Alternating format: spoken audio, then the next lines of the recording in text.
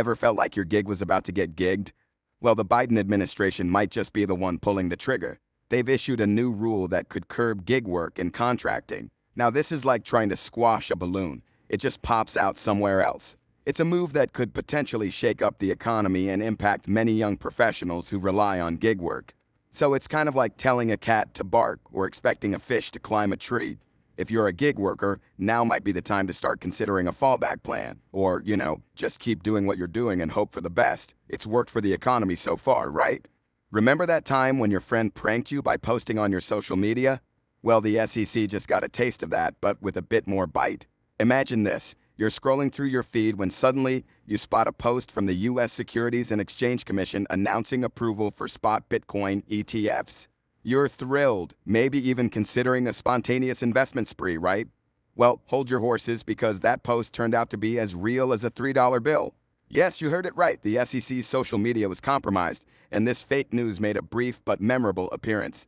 It's like the digital version of your shoelaces are untied prank. Only this one caused the price of Bitcoin to do a little jig. So next time you see a big financial announcement on social media, maybe double check before you start investing your life savings. Just a thought. Who needs a coach when you've got a Titan? Apparently the Tennessee Titans do. Now let's put on our game faces and dive into the play-by-play of this headline.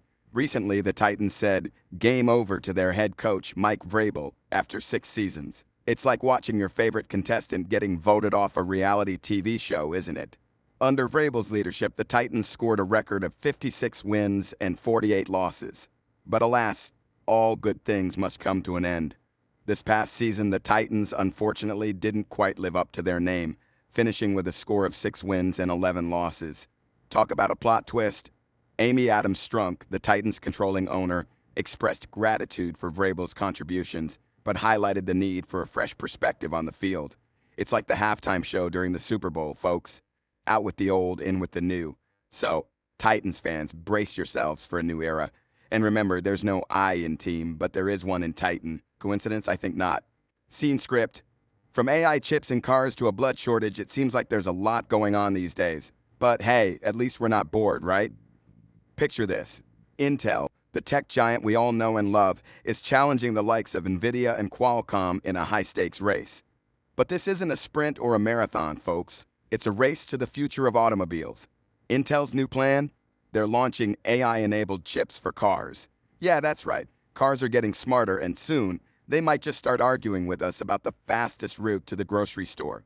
The first automaker to get these brainy chips is Chinese firm Zeekr. So if your car starts arguing with you about traffic, you know who to blame. But Intel isn't just making our cars smarter. They're also providing a more cost-effective solution for automakers. They're allowing them to incorporate their own chiplets into Intel's system at a lower cost. This move could turn the tide in the tech war for the auto industry, and who knows, maybe we'll all be driving AI cars in the not-so-distant future.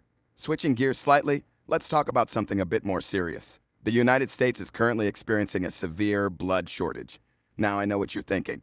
This sounds like a plot from a vampire movie, but it's no laughing matter. The number of blood donors has dwindled by 40% in the past 2 decades. Hospitals are struggling to meet patient needs, and the Red Cross is calling for an additional 8,000 donations every week this January. The shortage is so critical that the Red Cross is limiting the distribution of Type O blood products to hospitals. But don't panic yet, they're taking steps to address the issue.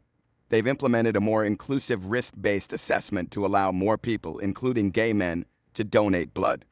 So if you've been thinking about donating blood, now's the time to roll up your sleeves and help out. After all, it's not every day you can play the hero and save lives, no cape required. So whether you're a tech geek, a football fan, or just a regular Joe trying to make ends meet, remember, life comes at you fast, but at least it keeps things interesting.